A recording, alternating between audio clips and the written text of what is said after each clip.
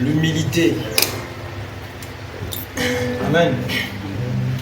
Proverbe chapitre 15, verset 33 dit: la crainte de Yahweh est la discipline de la sagesse, et l'humilité précède la gloire. Dans les différents versets que j'ai eu à donner, Proverbe 29, 23, effectivement la notion qui ressort, c'est l'humilité. Et ce matin, lorsque je me suis levé, c'est un enseignement, c'est quelque chose que le Seigneur me donnait, sur lequel je me suis assis pour creuser quelques minutes. Et je me suis rendu compte que la Bible dit dans Éphésiens chapitre 1, verset 1er, que Christ, nous avons pour que nous soyons des imitateurs de Christ. Amen. On peut le lire ou bien? Éphésiens 5.1. Devenez donc imitateurs d'Élohim comme des enfants bien-aimés. Amen. Donc la Bible nous dit que nous avons pour imitateur Yoshua. C'est vrai que Paul par la suite, on a pour modèle Yoshua. C'est vrai que Paul par la suite aussi va dire la même chose en disant: soyez des imitateurs. Mais avant d'être des imitateurs, des personnes aussi qui craignent le Seigneur, nous avons d'abord pour modèle le Seigneur. Et quand on essaie de lire un peu les Écritures, les Évangiles, on voit comment le Seigneur a marché. Vous allez voir que dans toute la parole, il a fait preuve d'humilité. Même quand il guérissait des malades, il va dire: va et ne pêche plus. Ne parle pas le moi, ne lis pas, ne fais pas trop des commérages et tout ça. Je ne veux pas trop. L'humilité. Et la Bible nous dit encore que l'humilité précède la gloire, l'orgueil précède la chute. D'où ce passage qui dit: le Seigneur fait grâce aux humbles, il résiste aux orgueilleux. Frères, nous sommes dans une génération où il y a beaucoup d'orgueil. Jeunes que nous sommes. L'orgueil nous tue. L'orgueil nous empêche de passer, de saisir la volonté du Seigneur. Alors que quand on regarde un peu l'histoire du Mashiach, il n'a pas été comme ça. Quelqu'un qui n'a pas péché, malgré qu'il était le maître. Il n'a point péché. Toujours humble dans sa façon de faire. Et c'est ça que le Seigneur nous appelle. Et je précise que c'est essentiel. C'est essentiel parce que la parole parle de ça. Ou bien, si ce n'était pas essentiel, on ne devait pas nous dire que le Seigneur fait grâce aux humbles et il résiste aux orgueilleux. Et on dit que l'humilité précède la gloire. Donc c'est essentiel pour ta croissance. La gloire ici n'est pas vue seulement au terme des richesses, l'or, l'argent, mais la gloire aussi c'est ta croissance spirituelle, ta croissance avec le Seigneur. Parce que dans le même livre de Jacques chapitre 10, tu disais ça tout à l'heure, Azaria, tu peux reprendre. On dit Jacques 4, verset 10. Jacques 4, verset 10. Ouais. Humiliez-vous en présence du Seigneur. Humiliez-vous en présence du Seigneur. Donc cette humilité qui précède la gloire, ce n'est pas d'abord une gloire due aux choses de ce monde. C'est d'abord ta croissance avec le Seigneur. Parce qu'on est appelé à grandir avec le Seigneur. On est appelé à croître, frères et sœurs. Quand tu te humilies devant la présence du Seigneur, l'humilité vient aussi au fait de se repentir, reconnaître ses erreurs. Je reconnais mes erreurs, pas d'abord devant les hommes, mais devant le Seigneur. Tu reconnais que tu as péché. Tu reconnais que tu as transgressé les voies du Seigneur. Un peu comme Shaul qui s'est dit: je me suis dit, c'est trop tard, tu t'es dit. Le Seigneur t'avait déjà donné une vision, mais tu te dis, je me suis dit. Tu te remets en question. Donc comme ça tarde trop, les promesses du Seigneur, je me dis que je vais essayer de faire comme ça. Je vais essayer de faire comme ci, comme ça. Et tu passes à côté de la volonté du Seigneur. Amen. Donc ça dit, ça implique la modestie. C'est quoi la modestie?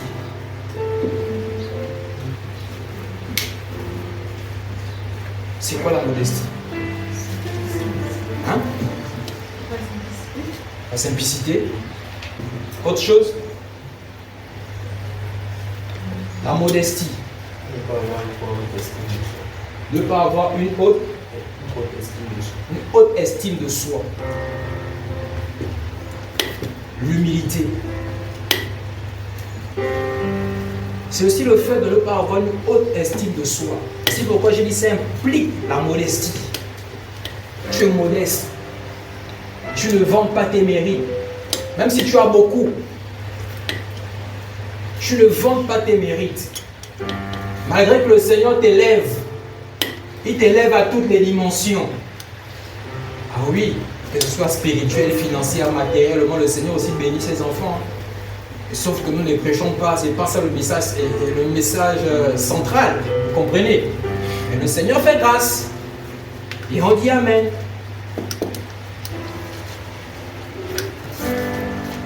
C'est ça, de la modestie. Et c'est quelque chose, un caractère qu'on doit développer chaque jour. Qu'on doit développer chaque jour, frère. On doit travailler à cela. Afin d'être humble. Parce que la Bible nous recommande, humiliez-vous devant la présence du Seigneur. On doit s'humilier devant le Seigneur. La reconnaissance de ses propres limites. C'est aussi ça l'humilité. Tu dois connaître tes limites.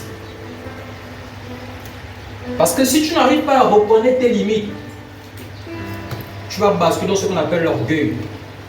Tu sais que tu n'es pas fort dans ça, tu n'es pas habile à une tâche. Et tu vas quand même vouloir faire la chose pour te montrer, te vanter auprès des hommes. Quelqu'un de humble veut grandir avec le Seigneur d'abord. Il veut apprendre chaque jour parce qu'il veut grandir, il veut progresser.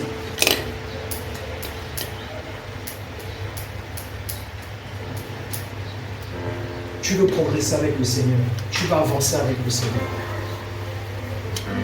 Mais l'orgueilleux, lui, pense que il n'a rien à apprendre des autres. Et ceux qui s'humilient, ils avancent avec le Seigneur, ils grandissent. Ils vivent la gloire, ils expérimentent la gloire du Seigneur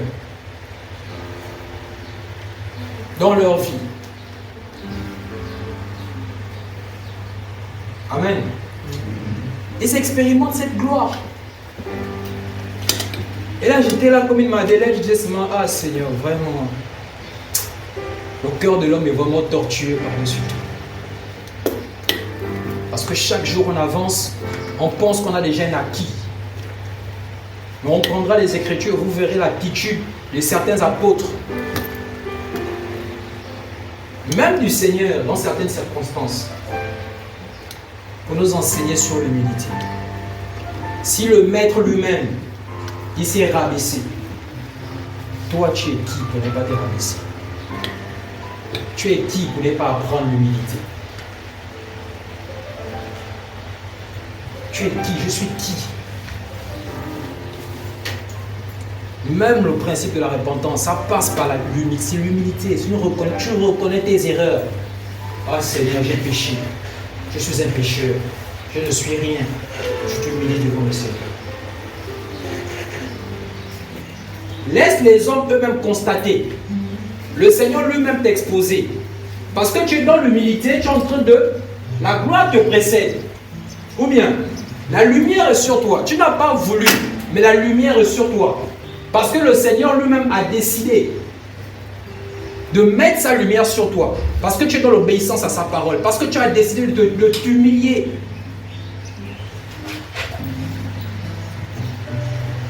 Maintenant, si tu cherches, malgré tes compétences, à vouloir te montrer, tu veux te mettre devant pour pouvoir montrer aux autres que tu sais faire, sans que le Seigneur ne t'ait demandé, Mais tu es en train de virer à l'orgueil.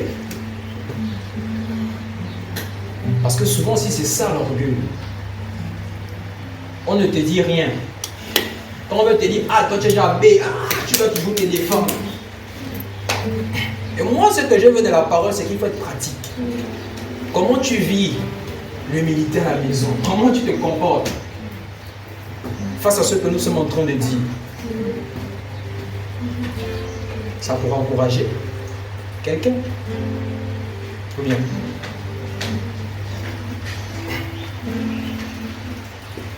On a l'exemple du Seigneur, Luc chapitre 17, verset 20. On a dit non dans Éphésiens chapitre 5, verset 1er. On doit imiter qui? Moi pour modèle Machia. Donc on doit prendre l'écriture aussi pour montrer Machia, comment il s'est comporté. Quelques portions de l'écriture, quoi. Luc 17, à partir du verset 20.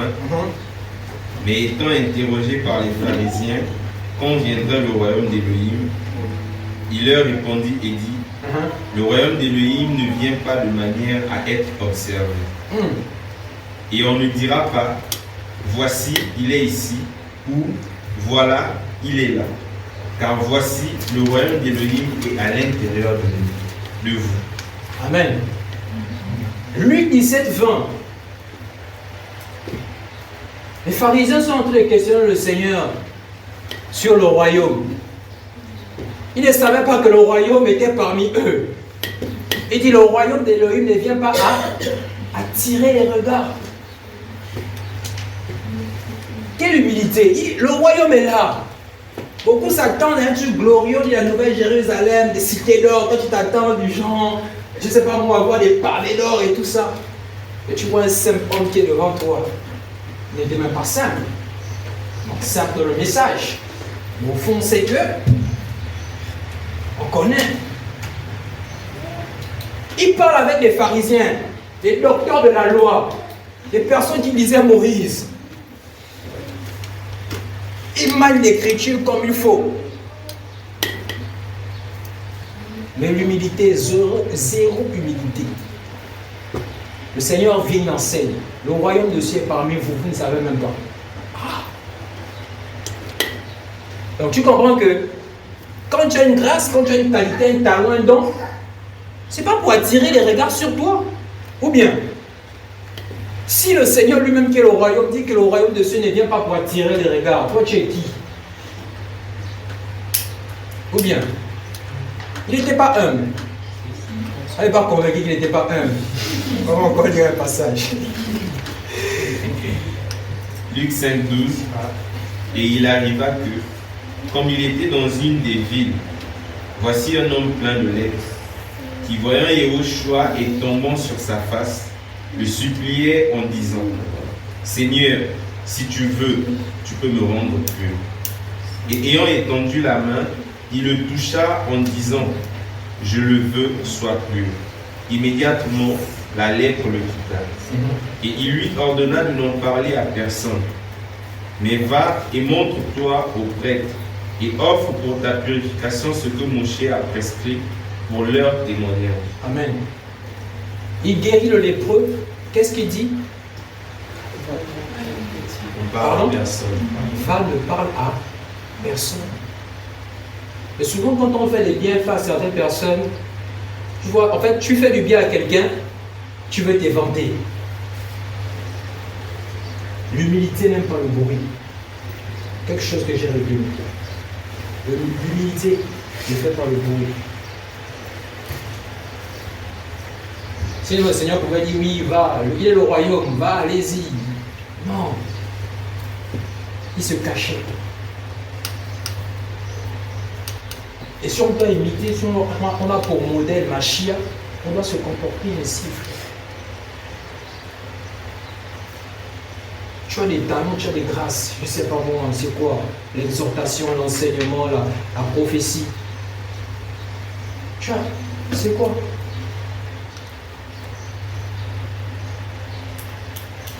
Le Seigneur t'a donné ça pour te vanter, pour te la pousser? Non. Philippiens 2,5. Regardez encore. Philippiens 2.5. Philippiens 2.5.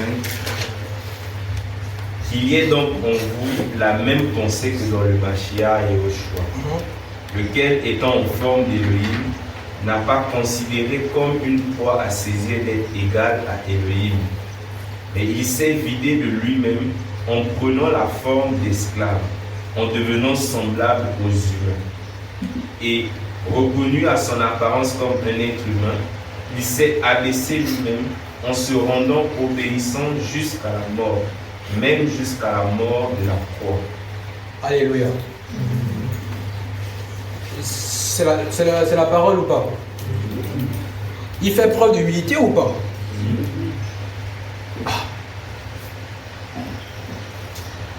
C'est-à-dire qu'il s'est abaissé. Bien qu'il est le maître de toutes choses, venant sur la terre, il s'est donné un corps. Et ce corps-là se soumet, s'humilie, descend. Ouais, si toi, si le maître lui-même il descend, toi tu es qui? Je suis qui? Je n'ai pas descendu. Qui sommes-nous?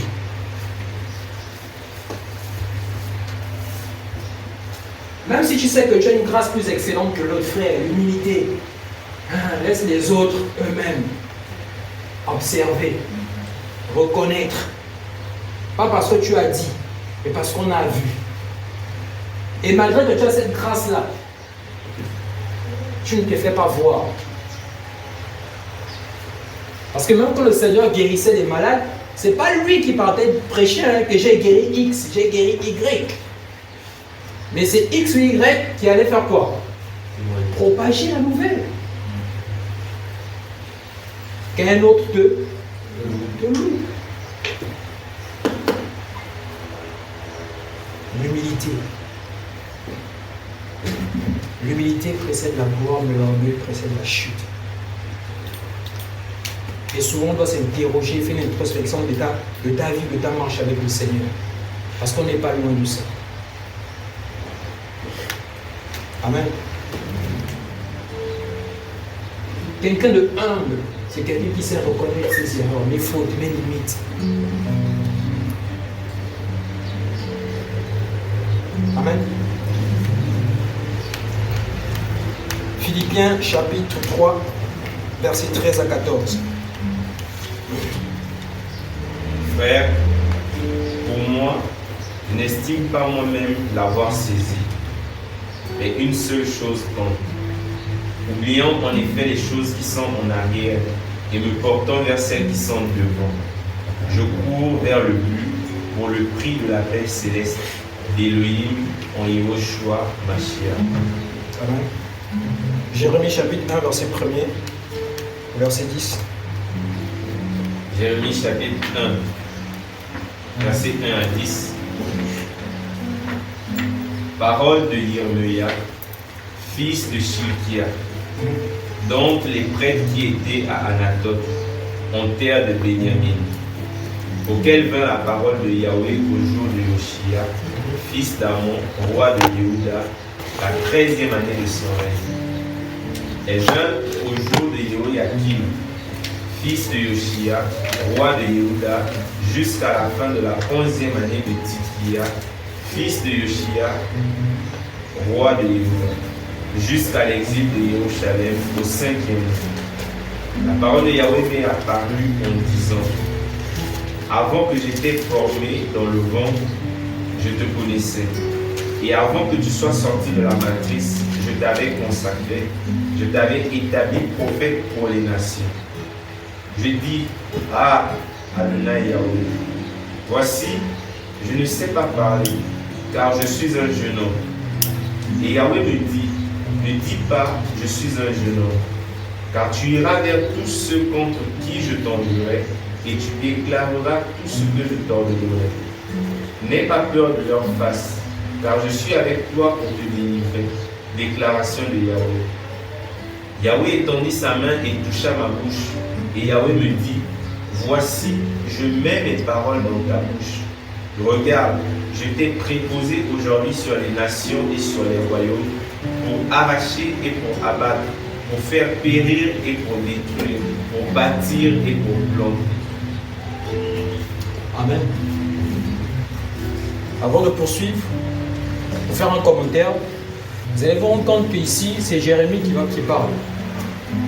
Au verset 5, il dit: avant que j'étais formé dans le ventre, je te connaissais. Et avant que tu sois sorti de la matrice, je t'avais consacré, je t'avais établi prophète pour les nations. Je répondis à Adonai, Yahweh: voici, je ne sais pas parler.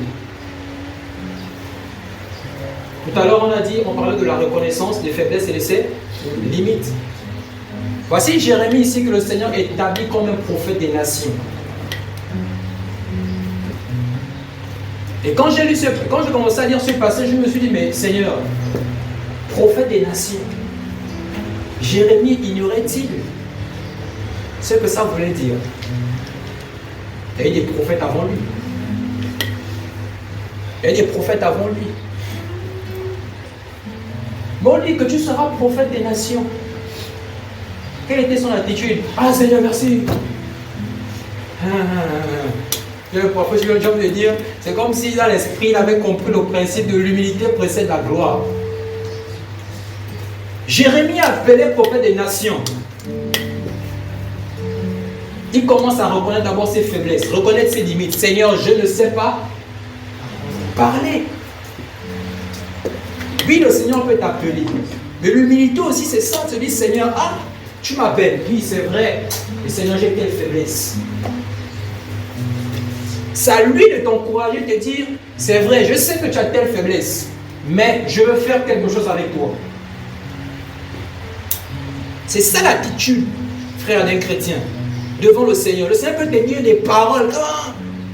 Moi, un jour, je priais comme ça dans ma chambre, j'étais avec un frère, on priait. J'ai reçu des paroles, je n'ai même pas dit au frère, pourtant c'est quelqu'un avec qui je marche. J'ai reçu la parole dans mon cœur, par rapport à l'œuvre. Paf! J'ai gardé ça pour moi. Au fond de moi, je me dis: Seigneur, comment tu me dis ça? Je ne pense pas que j'ai les qualités pour ça. Il commence à me rassurer: tu auras ça, je vais faire ça avec toi. Je suis resté silencieux. Je dis: ok, je veux bien voir.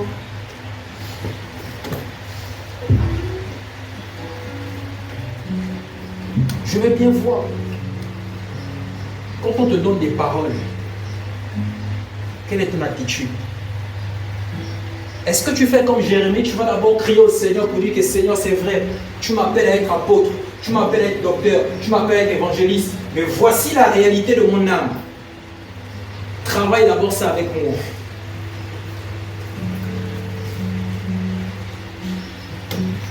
Travaille d'abord mon cœur, travaille d'abord mon caractère, Seigneur, travaille mon âme, avant que je ne rentre dans ces choses.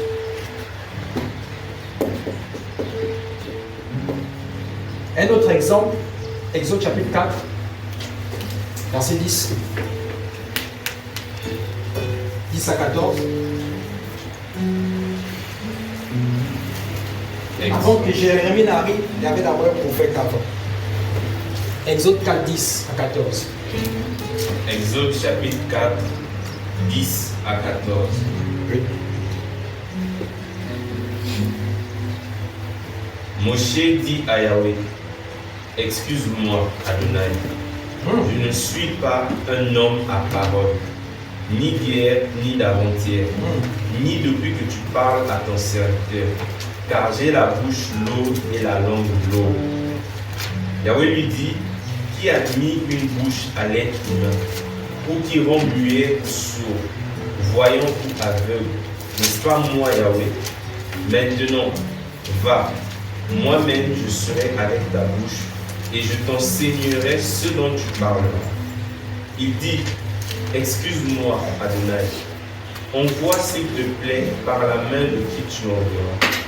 Les narines de Yahweh s'enflammèrent contre Moshe et il lui dit: Aaron le Lévite n'est-il pas ton frère? Je sais qu'il parlera, lui. Et même le voilà qui vient à ta rencontre, et quand il te verra, il se réjouira dans son cœur. Amen. Comme je disais, avant Jérémie, il y a eu d'autres prophètes. On a l'exemple de Moïse, à l'instar de Moïse. L'histoire nous dit que c'est quelqu'un qui n'avait pas la langue facile. Il était bête. Souvent, moi, je me demandais comment il confrontait même Pharaon, souvent même les enseignements qu'il a donnés au Deutéronome, comment il a fait pour donner tout ça. Comment il a fait pour donner tout ça. Mais le Seigneur l'appelle pour délivrer son peuple. Qu'est-ce qu'il fait encore? Il montre sa faiblesse au Seigneur, oui ou non? Il présente sa faiblesse au Seigneur. Seigneur, tu sais que je ne suis pas un homme à la langue facile. Et comme je disais, c'est au Seigneur de t'encourager. Ésaïe fait la même chose. Ésaïe chapitre 6. Il arrive dans le Seigneur, il va dire, je suis un homme dont les lèvres sont impures. Est-ce qu'il ne prophétisait pas avant? Est-ce qu'il ne faisait pas certaines choses? À un moment donné de sa vie, s'assoit et dit, Seigneur, je suis un homme dont les lèvres sont impures. Voici ici les prophètes, les hommes d'Élohim qui ont été appelés et qui savaient reconnaître leurs fautes, leurs erreurs. Ah Seigneur, j'ai des erreurs, Seigneur, j'ai des limites. Je ne sais pas bien parler, je ne peux pas transmettre un message correctement. C'est le Seigneur de t'encourager, de dire que oui, je sais. Frère, laisse le Seigneur te rassurer, de dire que oui, je sais, je connais ta situation. Mais c'est moi qui t'appelle, va. Et quand tu as ce mandat-là, frère, quand tu as ce mandat, tu vis des choses. L'humilité précède la gloire.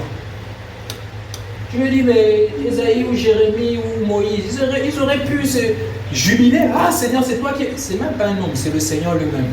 Vous imaginez. Toi encore, nous encore, ce sont des hommes, le Seigneur utilise des hommes. C'est important, frère. L'humilité d'abord devant le Seigneur.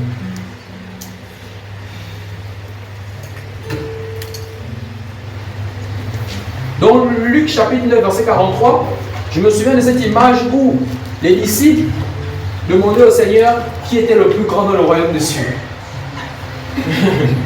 C'est un enseignement sur l'humilité. Qui est le plus grand dans le royaume des cieux? Il va prendre l'image d'un petit enfant. Il dit, regardez ces petits enfants. Regardez les petits enfants là. Regardez.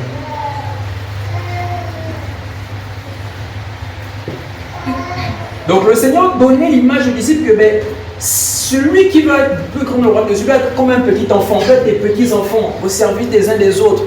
Je dois pas me voir supérieur à mon frère par rapport à une certaine connaissance, une certaine grâce.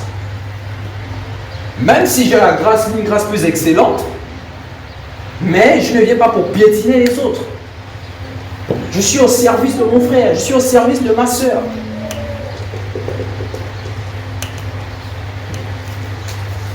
Donc, apprendre à écouter les autres. Apprendre à considérer les autres. Si tu ne considères pas ton prochain, c'est que tu as un problème. Tu méprises ton frère qui est à côté, tu as un problème. Même s'il est nouveau dans la foi, comme on dit souvent nouveau, même s'il vient à peine d'arriver dans la foi, ne néglige pas ton petit frère qui est là. Ne te dis pas qu'il n'a rien à t'apprendre. Parce que les choses de l'esprit, je me rends compte que ce n'est pas attendre le bac plus 5, bac plus 6, ça n'a rien à voir. Donc, exemple, on a Jacques chapitre 1, verset 19 par rapport à ça. Qu'est-ce que ça dit? Jacques 1, 19. Ainsi, mes frères bien-aimés, que tout être humain soit prompt à écouter, non à parler et non à la colère. Quoi? La Bible dit, ainsi, mes frères bien-aimés, que tout être humain soit prompt à écouter. C'est vrai qu'on parle par rapport à la langue, mais tout être humain doit être prompt à écouter. Tu dois apprendre aussi à écouter. Avant de vouloir parler, on est souvent prompt à parler, mais on n'est pas prompt à écouter. Vous voyez un peu l'image? Dès qu'on aime parler, tu es prompt toujours à parler. Mais l'orgueilleux, lui, n'est jamais prompt à écouter les autres. Même dans une conversation, une discussion, même s'il a tort, il ne veut pas t'écouter, il veut toujours prendre le dessus, au lait qui m'envoie. Frère, comme toi, laisse-moi aussi parler. On n'a pas de la reconnaissance des erreurs, non des torts. Même lui, il a eu mal à reconnaître son tort. Il veut toujours prendre le dessus sur les autres. Il n'écoute pas.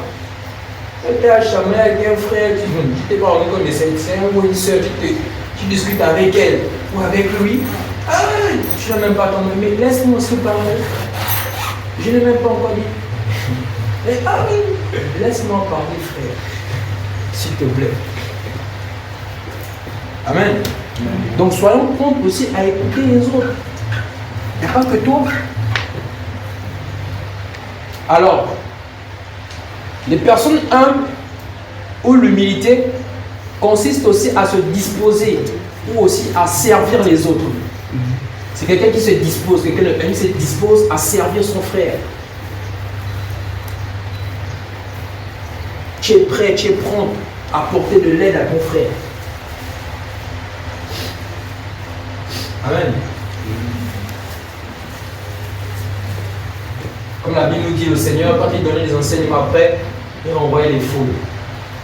Oui, ceux qui regardaient étaient là toujours. Est-ce qu'ils ont mangé?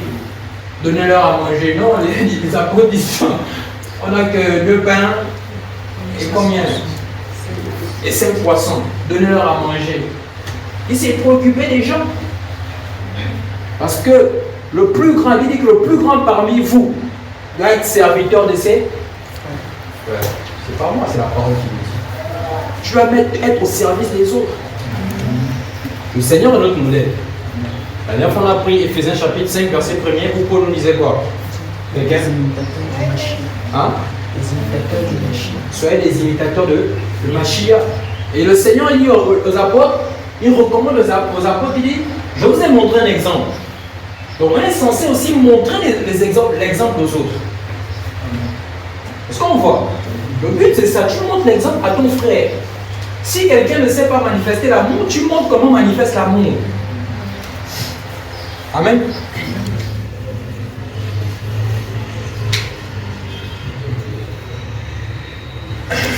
Donc si on n'est pas humble, on est orgueilleux.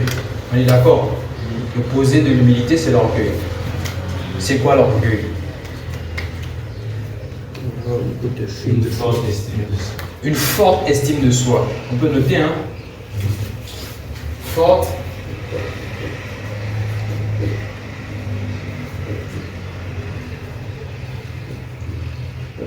Et Jacques chapitre 4, verset 6 nous dit quoi?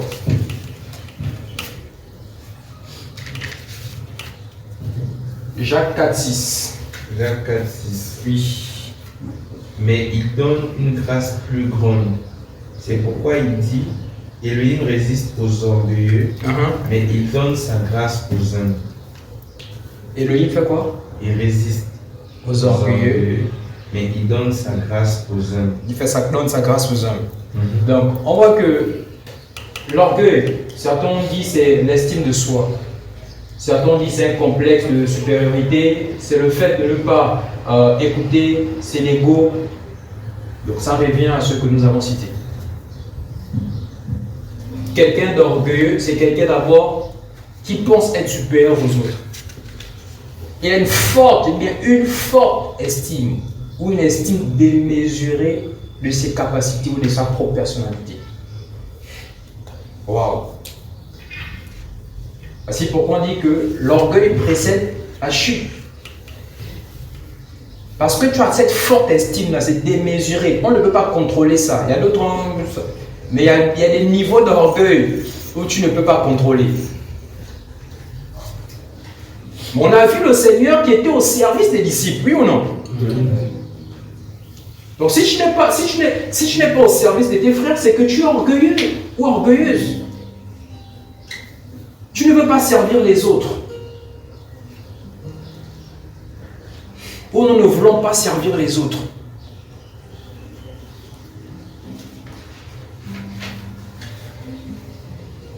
Et le problème, c'est que quand on est orgueilleux, même devant le Seigneur, on a du mal à reconnaître nos erreurs. Quand le Seigneur voit ton humilité, tu veux te taire, tu veux fuir, tu ne pourras pas fuir. Parce que tu es tellement humble qu'il veut t'utiliser. Il sait qu'avec ton humilité, tu vas encourager d'autres personnes. Il a besoin des personnes comme ça dans le royaume pour que le royaume puisse avancer. Il a besoin des humbles. Des personnes à l'apparence douce, elles sont douces de cœur, humbles de cœur. Ce sont ces personnes que le Seigneur a besoin dans le royaume. Parce que quand il voit ça chez toi, c'est déjà un bon signe. C'est un bon signe. C'est comme les fruits. Parfois tu peux regarder je sais pas moi, une mangue sur un manguier. Non, ça c'est pas encore mieux, c'est pas encore la saison, c'est pas encore bon. C'est pas encore arrivé à maturité. Donc le Seigneur sait reconnaître aussi. Ou bien, il sait reconnaître qu'il y a des prémices, il y a des choses qui manquent. Toi, c'est déjà un bon fruit. Tu vas impacter ton entourage. Tu vas impacter les autres. Positivement, bien sûr. Tu vas impacter les autres, tu vas impacter mon peuple. Et le royaume va avancer. Mais quand tu as une estime de ta personnalité, je pense que toi ne peux pas te parler, frère. On ne peut rien te dire. Waouh! Attention, c'est ta chute, c'est pas moi qui dis. La conséquence, c'est la chute. Une personne orgueilleuse, elle a une opinion très élevée de ses capacités. Quelles sont tes compétences? Quel est le don, la grâce que tu as reçue? Par rapport à ce que tu as comme compétence, comme force, comme qualité, tu veux écraser les autres. Tu manques de respect aux aînés, tout en sachant aussi que le respect, c'est pas seulement les aînés, hein. C'est réciproque, grand ou petit. Parce que c'est ça l'orgueil. Tu as une haute estime de tes capacités, frère. Et quand c'est trop, dans le dictionnaire, quand on parle de l'orgueil, on peut définir ça comme étant un avantage. Cherchez dans le dictionnaire, vous allez voir, on va mettre c'est un avantage, oui. C'est un avantage d'avoir confiance en soi, mais pas trop. Oui, ils disent que l'orgueil est un avantage. Donc je comprends dans le sens où ils disent c'est un avantage. C'est-à-dire l'orgueil, c'est-à-dire que tu as cette confiance en toi. Mais il ne faut pas que ce soit exagéré. Si c'est exagéré là, dis-toi que tu es en train de dépasser quelque part. Si c'est exagéré, je suis en train de dépasser quelque part. Il faut que je redescende. Tu peux avoir une vision, tu penses que tu es arrivé. Ah oui, hein? Tu penses que tu es arrivé. Oui, on doit faire très attention. Donc la Bible dit qu'en tant qu'esclave, si tu es au service des autres, si tu as un poste, je ne sais pas moi, tu as un don plus excellent, parce qu'il y a des dons plus excellents. Hein. Attention, on peut avoir le don des prophéties, il y a des dons plus excellents. Hein. Ce que tu peux faire dans l'assemblée ou je ne sais pas où, sache qu'en tant que chrétien, frère, c'est ton travail. Pourquoi tu veux qu'elle te félicite? Hein? Tu veux une récompense, tu veux être vu, tu veux des acclamations, oui, la reconnaissance, oui, ça c'est aussi un aspect qu'on pourra toucher, mais bon. Tu veux forcément être vu, tu veux forcément qu'on reconnaisse. Dans 1 Corinthiens chapitre 4, le contexte c'est quoi? Les Corinthiens ont commencé à dire, moi je suis le Paul, l'Apollo, je suis ceci, je suis cela. Voilà. Donc Paul vient dans Corinthiens 4, il arrive, il fait comprendre que qui est Apollos, qui est Paul en fait. Nous ne sommes que des serviteurs, il se met au rang de serviteur. Alors que Paul avait une grâce terrible. Paul implantait les assemblées. Mais il ne s'est pas élevé pour dire que non, je suis supérieur à Apollos, je ne sais pas moi, pourquoi. Non frère, que ce soit lui ou Apollos, il dit remettez-nous au rang de quoi? Serviteur. Donc sache que tu es un serviteur. Tu n'as pas besoin de te montrer, de te vanter. Tu es un serviteur.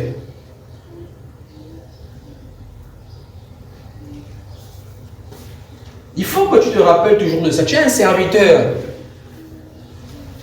Frère, que le Seigneur te pousse avec plein d'onction à poser les mains ici. Tu vois, les gens tombent, tu viens, les gens commencent à tomber. Frère, dis-toi que Je ne suis qu'un serviteur, je n'ai rien fait. À qui la gloire? Au Seigneur. Il m'a juste utilisé, il a voulu faire ce qu'il a voulu faire, et puis on avance. Tu as pu manifester l'amour, l'humilité, je ne sais pas moi quoi que tu as pu manifester. Ne te dis pas que c'est bon, je suis arrivé. Avance. Le Seigneur t'attend demain. Il t'attend encore demain, jusqu'à ce qu'on soit enlevé. C'est bon? Donc comme vous le savez, c'est ça l'orgueil. Tu méprises ton frère. Tu méprises tout le monde, que tu sois grand ou petit. C'est pas seulement les grands qui méprisent les petits. Tout le monde. Tu méprises les personnes qui sont devant toi. Les personnes qui s'adressent à toi, tu méprises avec des nains. Tellement, tu as tellement l'assurance en toi. Tu es sûr de quoi, je ne sais. Tu méprises les autres. C'est pas la parole. On doit mépriser personne. On doit tous se considérer. On a lu tout à l'heure dans Philippiens, qui a lu ça tout à l'heure? Dans Philippiens 2. Non, 2. Ah, 2, 1, 4. On nous parlait de ne pas se considérer. Ouais. On ne doit pas se considérer supérieur aux autres. On doit se servir les uns les autres, on doit se respecter les uns les autres. Peu importe, je ne sais pas moi, ta grâce, mais c'est les plus excellents. Respecte-moi, frère, considère-moi.